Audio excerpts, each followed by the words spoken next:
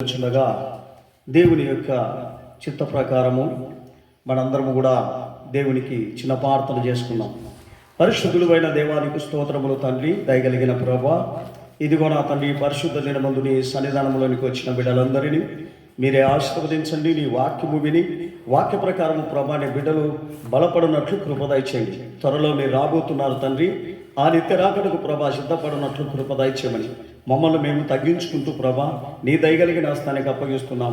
నా తండ్రి వాక్యోపదేశము ప్రభా మీరే నా తండ్రి ప్రకటించినట్లు మా హృదయంలో నుండి ప్రభా నా తండ్రి నూతన యెరూషలేములో నుండి దివ్యమైన వాక్యములు పంపినాయన నీ బిడ్డలు ప్రభా నా తండ్రి గ్రహించి దాని ప్రకారం జీవించేటువంటి గొప్ప కృప బలమును నీ బిడ్డలకు అనుగ్రహించమని మమ్మల్ని మేము తగ్గించుకుని దయగలిగిన హస్తానికి అప్పగిస్తున్నాం.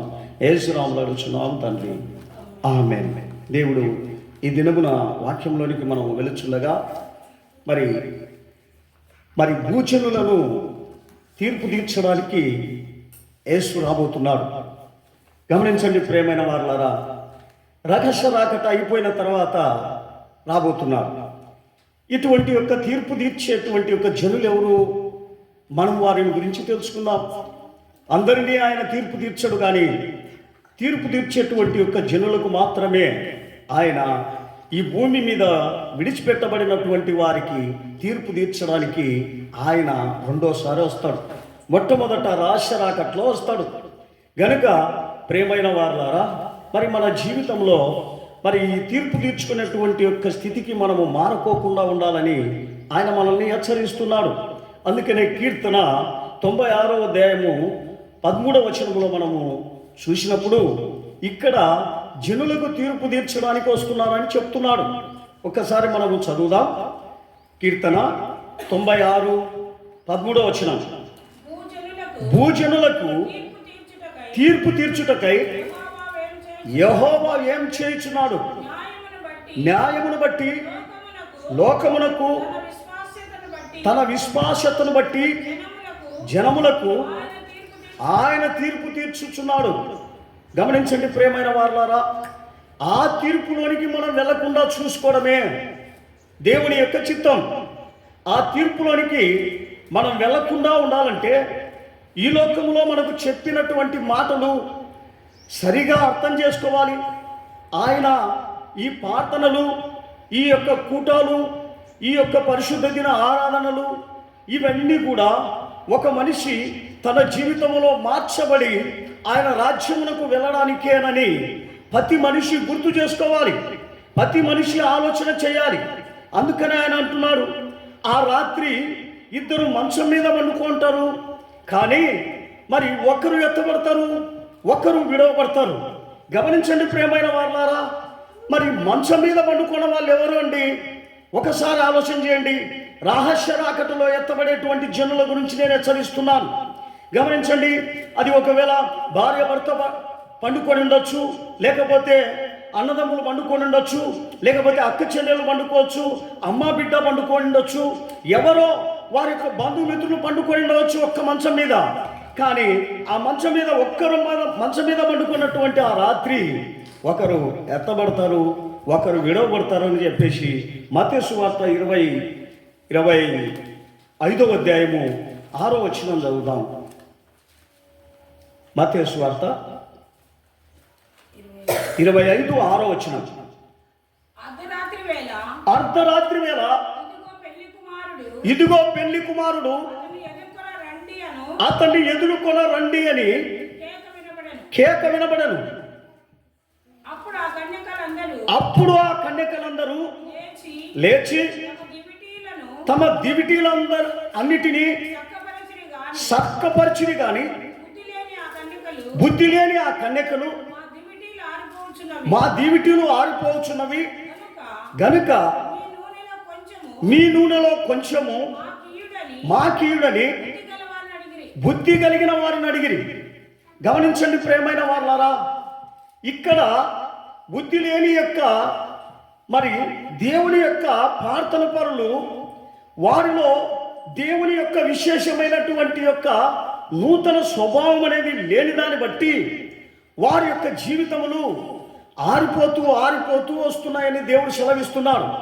అందుకనే ఒక నూతన స్వభావము దేవుడిచ్చినటువంటి ఆ స్వభావంతో మనం ఉన్నప్పుడు మన జీవితాలు ఏమాత్రము ఆరిపోకుండా ఉంటాయని హెచ్చరిస్తున్నారు. అందుకనే ప్రతి దినము మనము మన యొక్క ప్రార్థన శక్తి, మన యొక్క ప్రార్థన జీవితము, మనము దేవునికి మరి పిల్లలుగా ఉన్నటువంటి మనం ఖచ్చితంగా దేవుని యొక్క నియమ ప్రకారం, దేవుని యొక్క పద్ధతి ప్రకారం, దేవుని యొక్క మరి చిత్తం ఏదో మనకు దేవుడు తెలియపరచబడినట్లుగా మన ప్రార్థనలు ఉదయకాలము, మధ్యాహ్నము, సాయంకాలము మనము ఏమాత్రము మర్చిపోకుండా మనము నూతన పరుచుకోవాలా అంటున్నాడు. ఈ ప్రార్థన ఎప్పుడైతే క్రమము లేకుండా ఉంటుందో, అందుకనే మన జీవితము నూనె ఆరిపోయినటువంటి ఒక స్థితికి వస్తుంది. అందుకనే దేవుడు అంటున్నాడు, మీరు నిత్యము దేవుణ్ణి స్తుతిస్తూ దేవునికి స్తోత్రములు చేస్తున్నప్పుడు మరి మీ నూనె ఎప్పుడు కూడా తగ్గదు అంటున్నాడు. అందుకనే మనం ఏదో ఒక 5 నిమిషాలు, 10 నిమిషాలు, ఒక అర్ధగంట దేవునికి స్తోత్రం చేసి ఆగిపోతామండి, అది నూనె ఆగిపోతుంది. అందుకనే మన జీవితంలో మరి మంచి నూనె కావాలంటే, మంచి అభిషేకం మనకు కావాలంటే మనం ఏం చేయబడాలి? మనము అభివృద్ధిగా మన యొక్క అభిషేకము, ప్రార్థన ఉండాలి. గమనించండి ప్రియమైన వారులారా, మరి మనము కట్టెలు పెడతాం. కట్టెలు పెట్టినప్పుడు ఆ కట్టెలు మండుచు ఉన్నప్పుడు, కట్టెలు దండిగా ఉన్నప్పుడు మండుచు ఉంటుంది. కానీ కట్టెలు ఎప్పుడైతే తగ్గుతూ ఉంటాయో అది కూడా చల్లారిపోతూ ఉంటుంది. అటువంటి యొక్క జీవితం మన దగ్గర ఉండకూడదు అంటున్నాడు. మనం ఎప్పుడు మండుచునే ఉండాలి అంటాడు. అదే మరి లూకాసు వార్త 17వ అధ్యాయము 34 నుండి 37 వరకు చదువుతాం. ఇప్పుడు ఆ మంచం మీద పండుకున్నటువంటి యొక్క ఆ రాత్రి ఇద్దరు ఒక మంచం మీద పండుకుంటారు ఉంటారు. వారిలో ఒకరు కొనిపోతారు, ఒకరు విడిచిపెట్టబడిపోతారు. ఇద్దరు స్త్రీలు ఒక తిరగలి విసురుచూ ఉంటారు. ఒకటి కొనిపోబడుతుంది, ఒకటి విడిచిపెట్టబడుతుంది. కారణము గమనించండి ప్రియమైన వారులారా, వారి యొక్క జీవితంలో ఏమి లేదు, దేవుని యొక్క ఆజ్ఞలు లేవు, దేవుని చిత్తము లేదు. వీళ్ళందరూ కూడా ప్రార్థన చేస్తున్నారే కానీ దేవుని యొక్క సన్నిధానానికి వస్తున్నారు, దేవునితో ఏకీభవిస్తున్నారే కానీ దేవునికి సంతోషం లేదు. ఎందుకు దేవునికి సంతోషం లేదంటే దేవుని యొక్క హృదయం వారిలో లేదండి. గనుక వారి యొక్క హృదయం బలపడలేదు, వారి యొక్క శక్తి బలపరచబడలేదు. అందుకనే దేవుడు అంటున్నాడు, నేను నీ కొరకు ఒక ఆదరణకర్తను పంపి ఉన్నాను.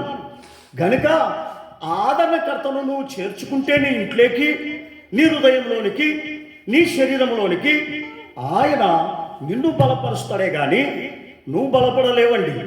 ఏదో నాకు భక్తి ఉంది, నాకేదో మంచి, నేను సింగర్ను, నేను మంచి వాక్యోపదేశుని, నేను మంచి మరి ఏ స్థితిలో నువ్వు ముందుకు వెళ్తానని నీ శక్తి ఏం పని చేయదండి. అందుకనే యేసు ప్రభు ఆ దినమున మరియా గర్భంలో ఉండి ఆయన ఏం చేస్తున్నాడంటే ఆ మరియా గర్భంలో ఉన్నటువంటి శరీరంలో ఉన్నటువంటి ఒక పాపమును ఆయన ధరించుకోలేదండి. ఆయన ఏ పాపము ధరించుకోకుండా అక్కడ ఉండి బయటకు వచ్చినాడు. అలాగనే ప్రియమైన దేవుని బిడ్డ, ఈ లోకం ఉన్నాం, ఈ లోకములో ఉన్న నీవు నేను లోకమును ధరించుకోవద్దు అంటున్నాడు. లోక ఆశలను, లోక కార్యములను ఏమాత్రము మనము లెక్క చేయొద్దు అంటాడు. మనము ఈ లోకమును ఎవరైతే స్నేహిస్తున్నాడో వానిలో నా జీవం ఉండదు అంటాడు, వానిలో నా సత్యం ఉండదు అంటాడు, వానిలో నా ప్రేమ ఉండదు అంటాడు. గనుక మనం ఎవరైతే లోకాన్ని ప్రేమిస్తున్నారో, లోకానుసారంగా జీవిస్తున్నారో వారు దేవుని యొక్క మరి నూనె లేని వారు అని అర్థం. అందుకనే దేవుడు చెప్తున్నాడు, ఒక్క మంచం మీద ఉన్నటువంటి యొక్క ఆ జనుల్లో అందరూ క్రైస్తవులే, అందరూ ఒక జాతి వారే, అందరూ మరి ప్రార్థన పరులే. కానీ దానిలో ఒకరెత్తబడము, ఒకటి విడవబడము ఏమిటి? గమనించండి ప్రియమైన వారులారా, ఎవరి ఘట్టాన్ని వాళ్ళే కాపాడుకోవాలి కానీ ఒకరి ఘట్టాన్ని ఒకరు కాపాడలేరు. అందుకని భార్య ఘట్టము భర్త కాపాడలేడు, భర్త ఘటాన్ని భార్య కాపాడలేదు, బిడ్డ ఘటాన్ని మరి తండ్రి కాపాడలేడు, మరి కొడుకు మరి ఘటాన్ని తల్లి కాపాడలేదు, ఎవరు కాపాడలేరండి. ఆ సమయం వచ్చినప్పుడు ఎవరి యొక్క మరి శరీరము పరిశుద్ధంగా ఉందో, ఎవరి శరీరము దేవునికి లోబడి ఉందో, ఎవరి శరీరము దేవుని మాటలు విన్నాదో, దేవుని వాక్యం విని వాక్యాన్ని చేర్చుకొని పరిశుద్ధ పడిందో ఆమె ఎత్తబడిపోతుంది, ఆ కుమారుడే ఎత్తబడిపోతాడు. వాక్యం వినకుండా మరి మన సొంత ఆలోచన ప్రకారం మన సొంత జీవితం మన స్వకీయమైనటువంటి యొక్క చిత్తము చేస్తూ నేను దేవుని రాజ్యానికి పోతాను అని ఈ దినాన అనేక మంది ఏదో ప్రార్థనకు పోతే, ఏదో దేవుని సన్నిధానానికి తొక్కొచ్చే నేను దేవుని రాజ్యానికి పోతానని భ్రమపోతున్నారు. ప్రేమైన దేవుని బిడ్డ, ఇది చివరి దినాలు గనుక నేను నువ్వు ఎత్తబడాలంటే మన జీవితంలో ఒక నూనె అవసరం, ఒక ప్రార్థన జీవితం అవసరం, ఒక అభిషేకం అవసరం, ఒక దేవుని శక్తి అవసరం. గమనించండి, ఈ భూమి మీద ఉన్నటువంటి యొక్క సముద్రంలో మరి చేపలు అన్నీ ఉన్నాయండి, గమనించండి. కానీ సముద్రపు యొక్క చేపను తీసి మనము తిన్నప్పుడు అది సప్పగా ఉంటుంది, సముద్రం తెచ్చి ఉప్పుగా ఉంటుంది. కారణం ఏమిటి? ఒక్కసారి ఆలోచన చేయండి. మరి ఆ సముద్రంలో ఉన్నటువంటి యొక్క చేప ఉప్పుగా మారిందా? ఉప్పుగా మారలేదు. మరి లోకంలో ఉన్న నువ్వు ఎందుకు లోక సంబంధిగా ఉంటున్నావు?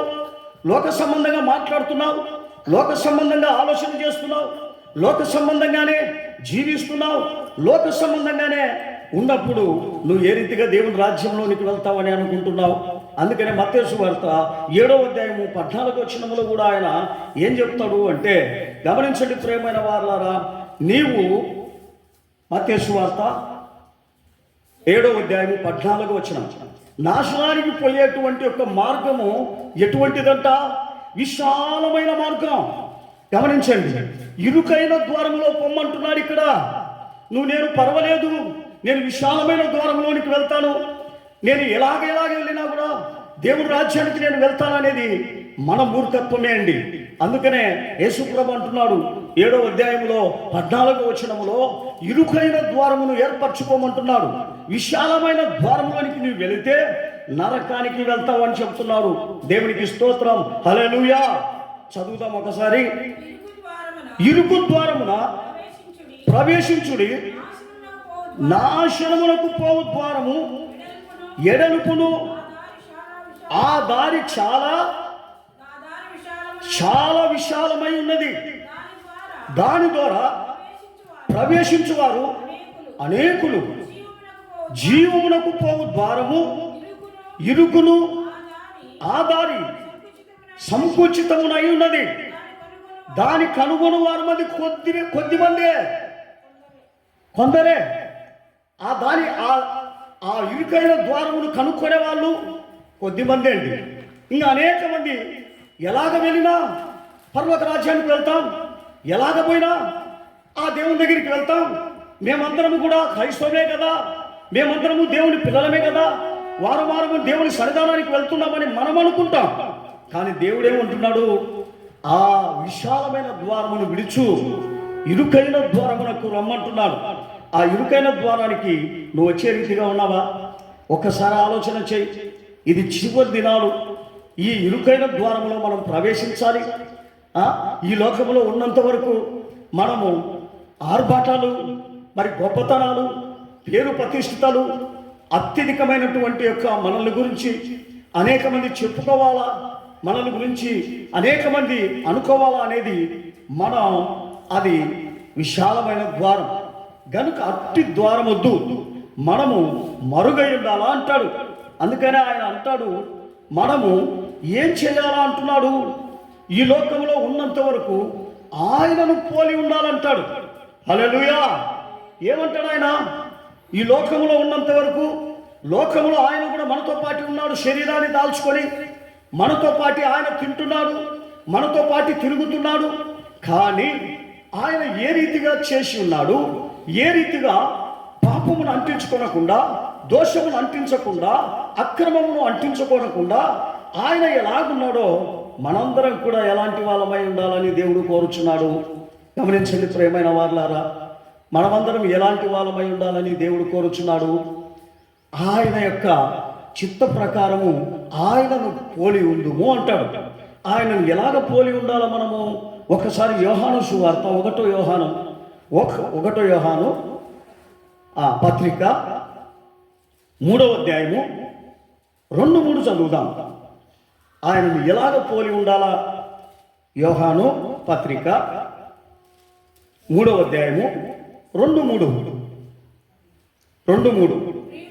ప్రియులారా, ఇప్పుడు మనము దేవుని పిల్లలమై ఉన్నాము. మనమిక ఏమవుదుమో అది ఇంకా ప్రత్యక్షపరచబడలేదు.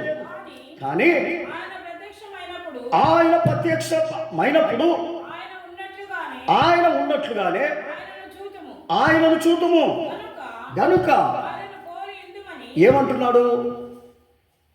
ఆయన ప్రత్యక్షమైనప్పుడు మనం ఎక్కడుండాలంటున్నాడు? ఆయన ఎట్లున్నాడో అట్లే మనం ఉండాలంట. గమనించండి, ఆయన ఉన్నట్లుగా మనము ఉండకపోతే ఆయన ఎదుట ఎలాగ నిలబడతాం? ఆయన ఎదుట ఏ రీతిగా మనము ఆయనకు కనబడతాం? అందుకని ఆయన అంటున్నాడు, ఏమంటున్నాడు? ఆయనను పోలి ఉందుమని మనం ఎరగాలి. ఆయన యందు ఈ నిరీక్షణ పెట్టుకొనిన ప్రతి వాడును ఆయన పవిత్రుడై ఉన్నట్లుగా తనను పవిత్రునిగా చేసుకొనును. హల్లెలూయా. గమనించండి ప్రియమైన వారలారా, ఈ లోకంలో మనం ఉన్నంత వరకు మనం ఏదో ఒక సంఘానికి వెళ్తున్నాం, అయిపోయింది, తృప్తి పడడం కాదండి. కానీ నువ్వు పరిశుద్ధపడాలి. నువ్వు యేసు గురించి తెలుసుకోవాలి. నువ్వు యేసు యొక్క ఏ స్థితిలో ఉన్నాడో, ఏ స్థితిలో ఆయన ఈ భూమి మీద జీవించినాడో, ఏ స్థితిలో ఆయన పైకి వెళ్ళినాడో వాటినన్నింటినీ జ్ఞాపకం చేసుకోవాలి. వాటి అన్నిటికీ వాక్యాలు ఉన్నాయి. అది వినడానికే, నేను పరిపూర్ణత చెందడానికే, నేను వాక్యం విని పాపము లేకుండా జీవించడానికే దేవుని మందిరానికి వెళ్తున్నాను అనే నిరీక్షణ నీకుండాలి. ఏదో నా పాపం పెట్టుకొని, నా దోషం పెట్టుకొని, నా అన్యాయం అక్రమం పెట్టుకొని నేను దేవుని సన్నిధానానికి పోతే ఆయన తీసేస్తాడా? ఆయన నీ పాపాలను తీసేస్తాడా? ఆయన నిన్ను ముడతాడా? ఆయన నీకు సహాయం చేస్తాడా? గమనించండి ప్రియమైన వాళ్ళారా, ఆయన ఏ సహాయం చేయనంటున్నాడు. ఎందుకు? ఆయన నువ్వు పరిశుద్ధపడాలి అంటున్నాడే కానీ నేను నా సన్నిధానానికి నువ్వు వచ్చే నీ యొక్క స్థితి నేను చూసి నీ పాపం కడుగుతాను అనలే. ఒకసారి మనం లేవియాకాండం 20వ అధ్యాయము 7వ వచనంలో మనం చూసినప్పుడు ఆయన అంటాడు, ఏమంటాడు? నిన్ను నీవు పరిశుద్ధపరచుకోవాలి, నేను కాదు. దేవునికి స్తోత్రం, హల్లెలూయా. ఏమంటాడు ఆయన? నిన్ను నీవు పరిశుద్ధపరచుకోవాలి. నేనెట్లా పరిశుద్ధపరుస్తా? నీకు నేను మాటలు చెప్పేవానే, నా వాక్యం నీకు చూపించేవానే. పరిశుద్ధపరచుకునేది, మనసు తిప్పుకునేది, మనసు మార్చుకునేది నీ దగ్గర ఉంది, నా దగ్గర కాదు.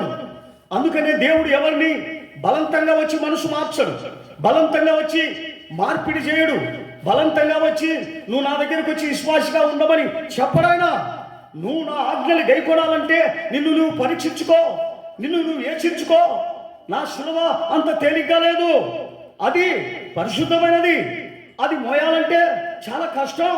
ఇదిగో నేను ఎంత తిప్పలు పడినా మీరు కూడా అంత తిప్పలు పడాలంటున్నాడు. ఒకసారి చదువుదాం మనము. కావున మిమ్మల్ని మీరు పరిశుద్ధపరచుకొని పరిశుద్ధులైయుండుడి. నేను నీ దేవుడనైనా యెహోవాను. ఏమంటున్నాడు ఆయన? నేను ఎవరినండి? మీ దేవుడైనా యెహోవాను. మీరేం చేయాలంట? పరిశుద్ధపరచుకొని పరిశుద్ధులైయుండుడి. గమనించండి, ఇవన్నీ ఏమీ మనం చేయకోకుండా నేను పోయి దేవుని సన్నిధానానికి కూర్చున్నా, ఊరు కూర్చొని వచ్చినాను, ఏదో దేవుడు నాకు శాంతి ఇచ్చాడేమో, నాకు సమాధానం ఇచ్చాడు. ఎట్లిస్తాడండి? నిరుదయములో భయంకరమైనటువంటి నరహంతకులు నివాసం చేస్తున్నారు, దొంగలు నివాసం చేస్తున్నారు, అపతికులు నివాసం చేస్తున్నారు, మోసగాళ్ళు నివాసం చేస్తున్నారు, వ్యభిచారులు నివాసం చేస్తున్నారు. ఇంతమంది నీ హృదయంలో ఉంటే, కోపగాలు నీ హృదయంలో నివాసం చేస్తున్నారు, మరి అనేకమైనటువంటి రోషగాళ్ళు నీ హృదయంలో నివాసం చేస్తున్నారు, గర్విష్ఠులు నీ హృదయంలో నివాసం చేస్తున్నారు, అనేకమైన అహంకారులు నీ హృదయంలో నివాసం చేస్తుంటే, ఇంతమంది నివాసం చేస్తూ ఉంటే నీ యొక్క హృదయం ఏ రీతిగా సమాధానంగా ఉంటుంది? దేవుని మందిరానికి పోయి కూర్చుంటే సమాధానం వస్తుందా? ఒక్కసారి ఆలోచన చేయి బిడ్డ.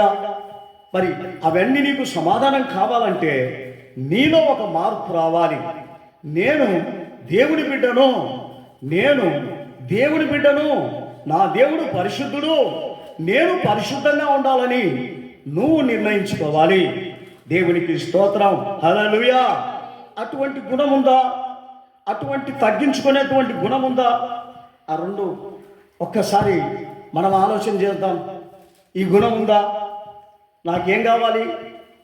నాకేం కావాలి? పరిశుద్ధమైనటువంటి జీవితం కావాలి. పాప జీవితం నాకొద్దు. ఈ రెండు నీ దగ్గరే ఉన్నాయండి. ఈ రెండులో నువ్వు ఏది కావాలని కోరుకుంటావో అది నీ యొద్దకు వస్తుంది. మరి ఏది వద్దనుకుంటావో అది నీ యొద్ద నుండి పోతుంది. గనుక ఏది కోరుకుంటున్నావు? పరిశుద్ధత కావాలని కోరుకుంటున్నావా?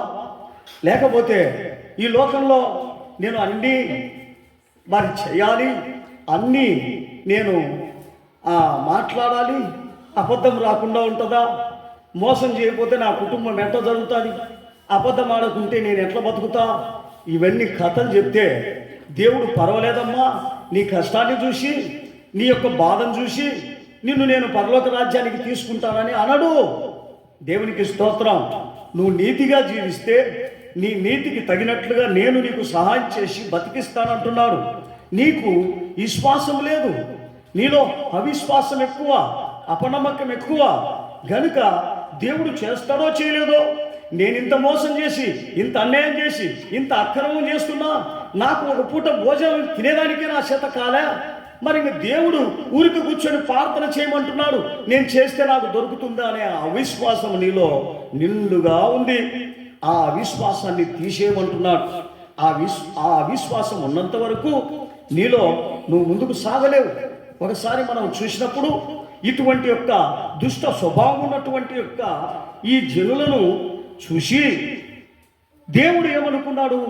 ఈ ఐగుప్తు దేశంలో ఇంత భయంకరమైన నా యొక్క యాకోబు సంతతి కష్టపడతా ఉన్నారే, వీళ్ళని విడిపించాలి, వీళ్ళను పాలు తేనెలను ప్రవహించే దేశానికి తీసుకొని పోదాము అని దేవుడు వారి దగ్గరికి దిగొచ్చినాడండి.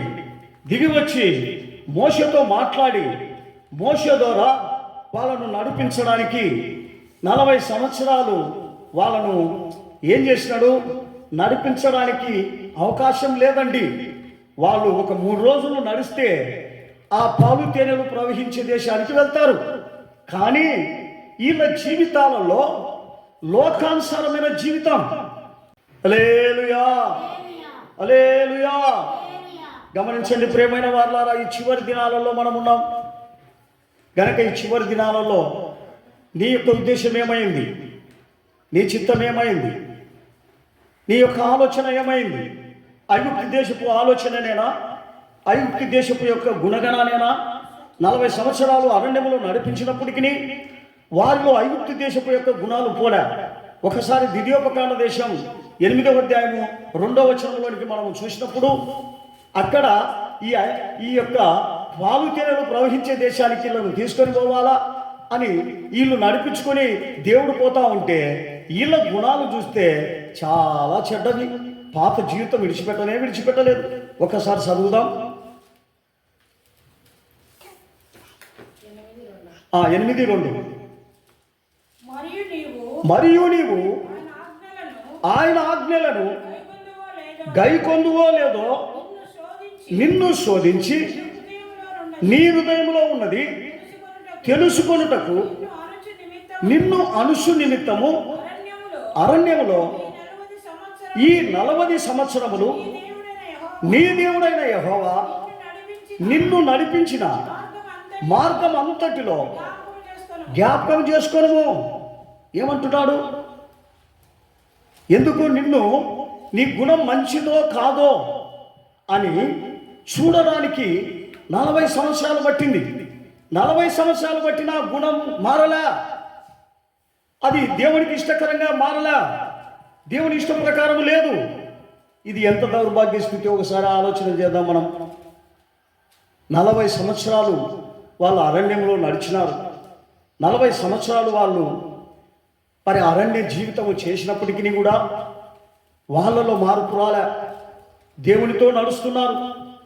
దేవుని యొక్క చిత్త ప్రకారము వాళ్ళు జీవించడానికి దేవుడు వాళ్ళను నడిపిస్తున్నప్పటికీ, దేవుడు దగ్గర ఉండి నడిపిస్తున్నా వారి హృదయం మాత్రం మారలేదు, వారి స్వభావములు మారలేదు. గమనించండి ప్రియమైన వాళ్ళారా, 40 సంవత్సరములు అక్కడ ఉన్నప్పటికీ వారి మోకాళ్ళు అరగలేదు, వాళ్ళకు ఏ వ్యాధులు రాలేదు, ఏ యొక్క చెప్పులు అరగలేదు, ఏ యొక్క బట్టలు మాసిగిల్లలేదు.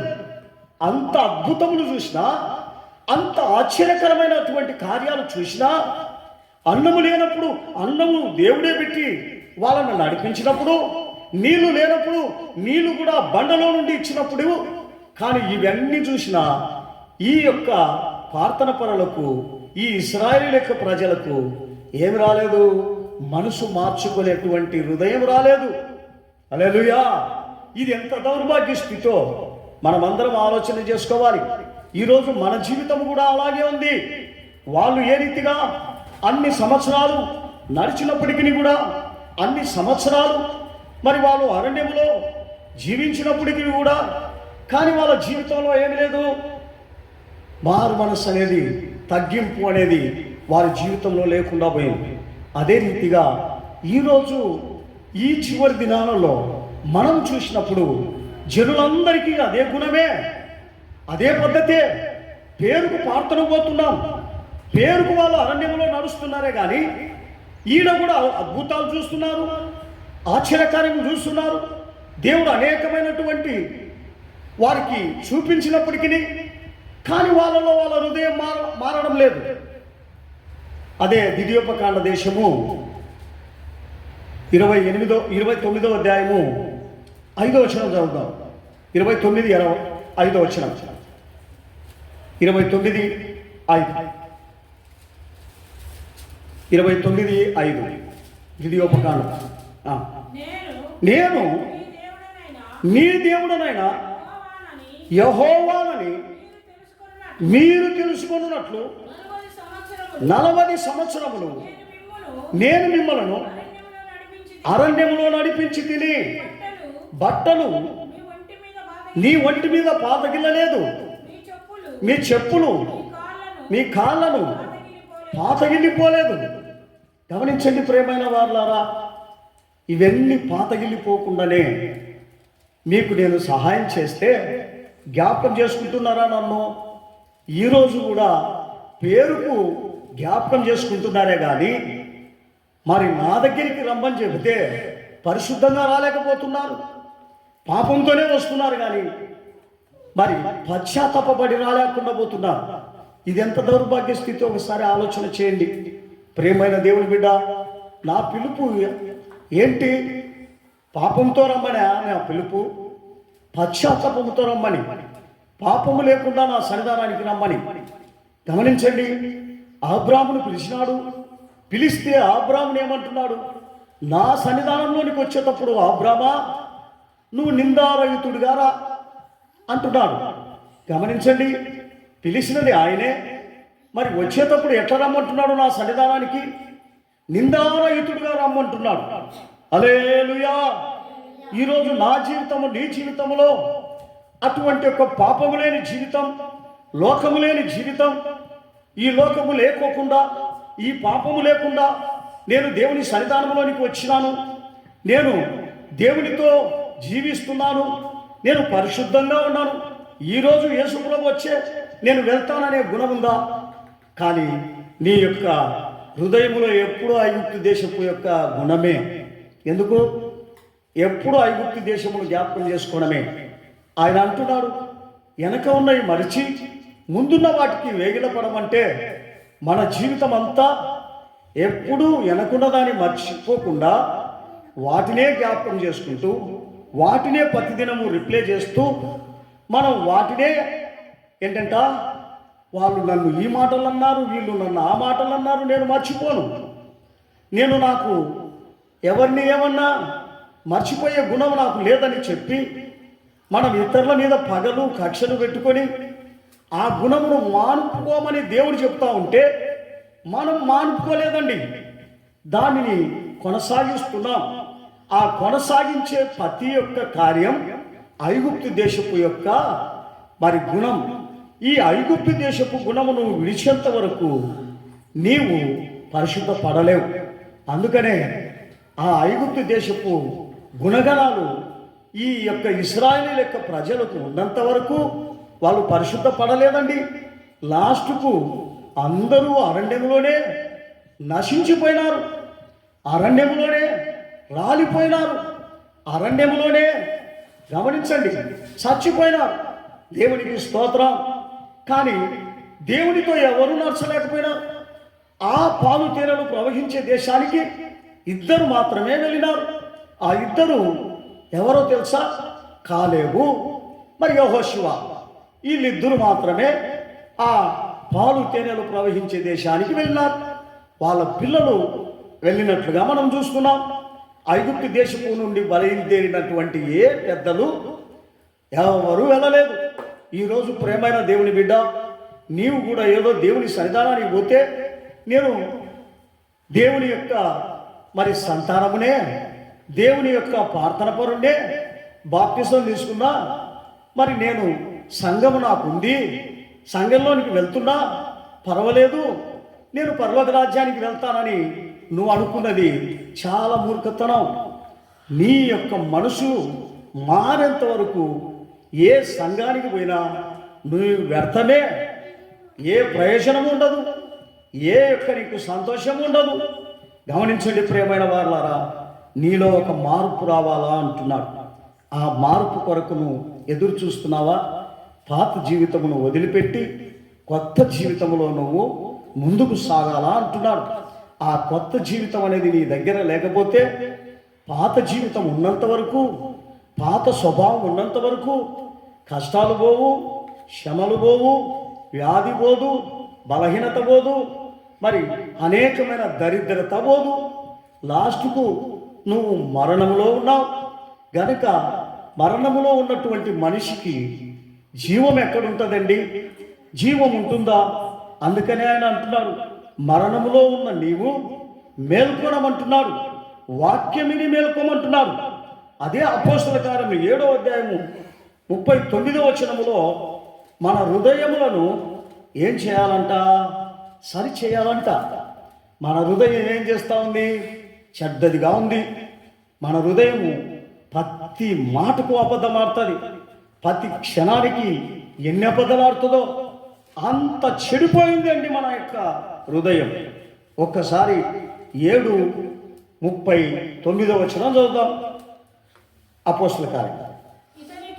ఇతనికి మన పితరులు లోబడనొల్లక ఇతన్ని తోసివేసి తమ హృదయములలో ఐగుప్తునకు పోగోరిన వారై మాకు ముందు నడుచున్నట్లు దేవతలను మాకు చేయము.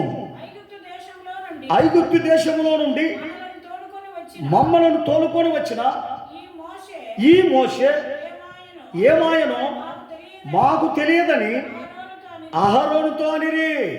హల్లెలూయా. గమనించండి ప్రియమైన వారులారా, ఆ విగ్రహాలు, ఆ పాత జీవితం ఇడిచిపెట్టి వీళ్ళు ఒక పరిశుద్ధమైన జీవితానికి నడిపిస్తుంటే మళ్ళీ ఏమంటున్నారండి? వీళ్ళు ఏమంటున్నారు? మాకు ముందుగా పోయేదానికి మాకు ఒక దేవతను ఏంటంట చేసి మమ్మల్ని ముందుగా నడిపించి మేము సంతోషపడాలి. ఈరోజు కూడా ఆ దేవత పోతుంటే ముందర చూసినారంటే వాళ్ళందరూ కూడా ఏం చేస్తుంటారు? ఎగులాడుతూ ఉంటారు, డ్యాన్సులు వేస్తూ ఉంటారు. అట్లా మేము వేయాలి. ఈరోజు కూడా చర్చిలలో కూడా అనేక మంది డ్యాన్సులు వేస్తా, ఎగులాడుతా. ఏందండి ఇది? ఒక విగ్రహాన్ని పెట్టుకొని ఇలాగ చేసేదంతా తప్పని ఈ జనులకు తెలుస్తా ఉందా? అదే పాత జీవితం చేస్తూ ఉన్నారు. అదే పాత యొక్క గుణాలు వీళ్ళ దగ్గర ఉన్నాయి. ఏ రీతిగా వీళ్ళు రక్షణ పొందుతారు? గమనించండి ప్రియమైన వారులారా, ఈ చివరి దినాల్లో మనం ఉన్నాం. మరి నువ్వు నీ యొక్క హృదయం ఏ రీతిగా ఉంది? ఇంకా పాత స్వభావంలోనే, ఇదిగో నాకు ఒక కష్టం ఉంది, నాకు ఒక బాధ ఉంది, అదే నీకు విగ్రహం. ఇదిగో నీ ఇంట్లో నీకు ఆ విగ్రహం పెట్టుకొని సమాధానంగా ఎట్లుంటావు? నీ ఇంట్లో ఒక సమస్య ఉంది, అది ఒక విగ్రహం. అది పెట్టుకొని నువ్వెట్లా సమాధానంగా ఉంటావు, శాంతిగా ఉంటావు, ఎట్లా పరిశుద్ధంగా ఉంటావు? నీకు ఆ సమస్య నిన్ను నిమ్మలంగా ఉండించదా? నిమ్మలంగా పండుకొనిచ్చదా? నిమ్మలంగా నడిపిస్తుందా? నిమ్మలంగా తిననిచ్చదా? తిననీయదండి. ఆ సమస్య నీ మీద ఒక విగ్రహంగా ఉంది. ఆ విగ్రహాన్ని తీసేసేదానికి నీ చేత కావాలా అంటున్నాడు. కానీ నువ్వేమంటున్నావంటే ఆ విగ్రహం నాకు ఉండాలా, అది ఉండాలా, నేను ఉండాలా, దేవుడు కావాలా అంటే ఎలాగవుతుంది అండి? ఒకసారి ఆలోచన చేయండి ప్రేమైన దేవుని బిడ్డ. అవన్నీ మన చేత అవుతుందా? అన్నీ కావాలంటే అవుతుందా? మత్తయి సువార్త 26వ అధ్యాయము, మత్తయి సువార్త 26వ అధ్యాయం 28వ వచనం చదువుదాం. ఏమేం చెప్తా ఉన్నాడు దేవుడు? ఏం చెప్తున్నాడు మనకు? ఇది నా రక్తము అనగా ఏం దాని నిమిత్తము? పాప క్షమాపణ నిమిత్తము అనేకుల కొరకు చిందింపబడుచున్న నిబంధన రక్తం. ఏమంటున్నాడు? ఇది ఎవరి కొరకు? నా యొద్దకు వచ్చి నువ్వు ఏం చేయాలా అంటున్నాడు? నా రక్తాన్ని నువ్వు ప్రాణం చేయాలి. ఎట్లా? ఈ పాపము లేకుండా, ఈ దోషము లేకుండా, ఈ ఐగుప్తు దేశపు యొక్క స్వభావం లేకుండా నా దగ్గరికి వచ్చి నువ్వు పానం చేయాలి. నా రక్తం నిన్ను పరిశుద్ధపడుతుంది. నువ్వు ఆ దోషములను తీసేయకోకుండా తాగినావనుకో, నిన్ను పరిశుద్ధపరుస్తుందా? రక్తము అపవిత్రంగా మారిపోతుంది. గమనించండి ప్రియమైన వాళ్ళారా, ఇది తెలియక మనం ఏం చేస్తున్నాం?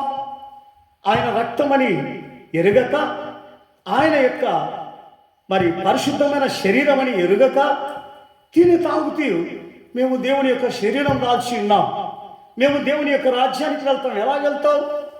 ఆయనను పోలి ఉండమని ఆయన చెప్తా ఉంటే స్వభావంలో సరైనటువంటి గుణం లేదు, స్వభావంలో సరైనటువంటి యొక్క ఆలోచన లేదు, స్వభావంలో అనేకమైనటువంటి దేవునికి లోబడేటువంటి గుణం లేవు.